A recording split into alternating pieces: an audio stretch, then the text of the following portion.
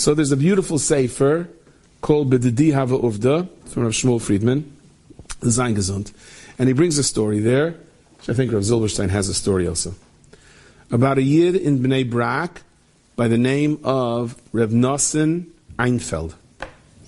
So Nosson is a very big Talmid Chacham, very close to Chaim Kanievsky. And in the middle of Simchas Torah, so he says he heard this story from this Rav Nosson. One year in the middle of Simchas Torah, his feet started to hurt him terribly. His feet started to hurt him. Okay, maybe he pulled a muscle or something. To the point where he had to stop dancing, he had to sit down. That wasn't enough. It got to the point where he said, I can't make it home. He asked they should bring a wheelchair to take him home. Okay, you sprained the ankle, something. He said he was in such excruciating pain, he could not breathe. Matzah Yom Tov, he was desperate to get a doctor, could not get a hold of a doctor to come to the house. They finally got a hold of one doctor that agreed he should go there. He went to that doctor. He says the pain to get to that doctor was beyond imagination. He sat down on the doctor's couch, and the doctor started kvetching his foot and turning his foot. He was going not only to the moon, but to Mars and straight out of the solar system. And to make matters worse, the doctor said, I have no clue what this is. So the doctor gave him an injection. The doctor says, I have no clue what it is. So the doctor, which was a big mile, the doctor admitted he has no clue what it is. He gave him an injection, a painkiller, but he said it didn't help. And finally, by the morning, he was in the emergency room, and they took a bunch of x-rays, and then some doctor came in and said, well, it could be, and it was something that nobody wants to hear, and no one should hear. Right? Could be something very serious. And the pachad and the pain. He says he didn't have time for the pachad because of the pain. And he couldn't deal with the pain because of the pachad. He didn't know which one was first. So finally he got through to one of the biggest skanim in Eretz Yisrael, and he gave him a professor. In Eretz Yisrael they call doctors professors. That's for a different shir. We'll get that one day. And he comes there and he says, so they told me, he says they told him that he has Yana Machla. He said, that doctor laughed it off. It's not Yana Machla. He says he knows exactly what it is.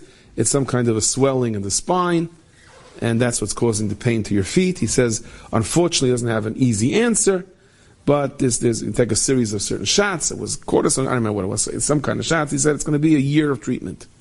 He said a year of treatment. He can't take the pain. He can't take the pain for one split second to the next. You're telling me a year? The doctor said, I wish I could help you. I don't have a better AIDS. So he said, to make it home, he cannot tell you the excruciating pain. It was like at least he get into bed to relieve the pain. Getting into bed wasn't relieving the pain. So he said he's home screaming. So one day goes by, another day goes by. They're scheduling these treatments and these shots, and the painkillers aren't helping. And he said his wife says, people are coming in, the kids are coming in. I'm locking the door.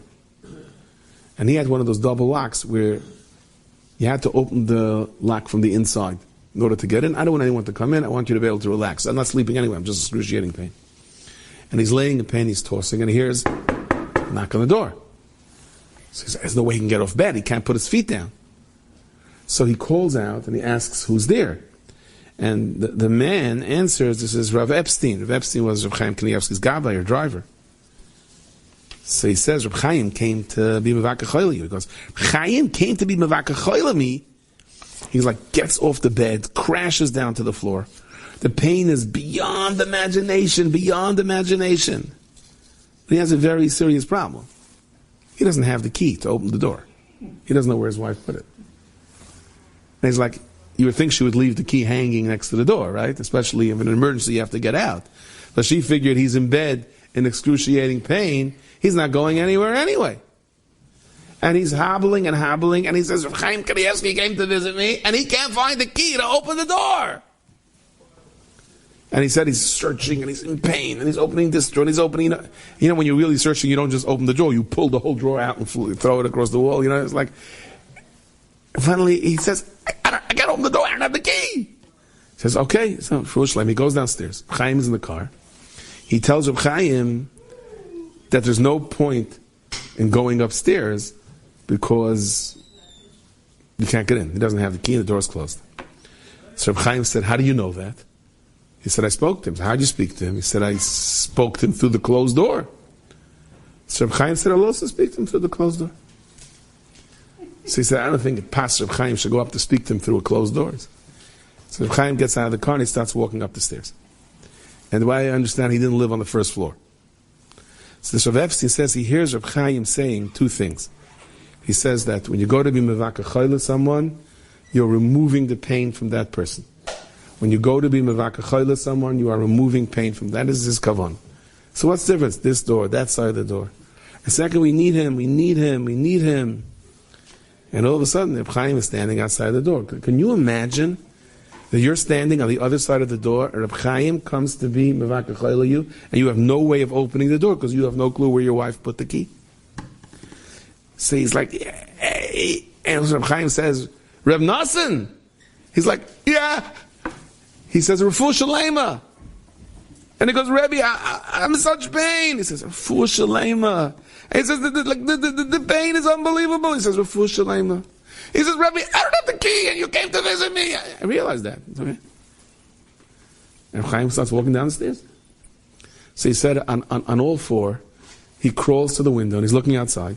He's watching Reb Chaim get into the car. And he's opening up the window, and Reb Chaim, he says, Rebbe, I'm in such pain. And Reb Chaim looks up, and he says, he closes his eyes, and there's like this intense stare with both hands. He says, Refuah Shalem. Reb Chaim gets in the car. He turns around, and all of a sudden he says, you know, hey, I think I feel better. He said he can't believe it, the pain is gone. To the point where his wife walks in. Who robbed the house? All the drawers are turned over on the floor. She goes, Reb Chaim was here and I didn't have the key. It's okay. I'm dancing. She goes, you're dancing? Yeah, I have to make up for Simchas Torah. So right away he says he can't believe it. So he goes to the Torah Reb Chaim, you know, he's already feeling better. So Reb Chaim in his Aniva says, no, Al Tiberchas had Yid Kala Beinach. So at the end of the day, he says he went back to the doctor and he couldn't believe when he walked in. The doctor said, what? So he told him what happened. He said, well, shall I tell you, I'm not a dati, but whoa. He says, you know, he could put me out of business, this rabbi. Big time. No cortisone shots, no insurance, no nothing. No surgery, no spine surgery. Wow. So he told him, listen, my son's wedding is coming up. He says, don't dance, don't you dare dance. Because look, it went away, but it can come back. So he went back to Chaim Kanievsky. He says, could I dance by my son's wedding? So he told him, no, I'm going to come to your son's wedding, we're going to dance together. He says, Kachav. It never came back. Now let me put in my 2 cents over here, and you can either accept it or not accept it. What would have happened if Reb Chaim would have come into the house and sat down next to him and vinched him a Refuah Shalem? Of course he would have had a Refuah Shalem, okay? But Lamaisa, the story didn't go that way. So just maybe this story could have happened differently. Chaim came to visit me. Chaim, the door! My stupid wife, she got a key! He picks up the cell phone. I never know there were cell phones then. He goes, Meshogana! Why do you hide the key? Do you realize I'm Chaim Kanievsky standing over here? And he probably still would be in pain. Do you understand how the Rebbeinu Shem prepared his Nisayan? Here Reb Chaim is standing, and because his wife throws away the key, Reb Chaim is standing on the other side of the door. I'm not blaming my wife. I'm not blaming. She means the best for me. It's nothing. This is Reb Chaim, you're on the other side of the door, give me the bracha from the other side of the door. And sometimes only the bracha from the other side of the door works.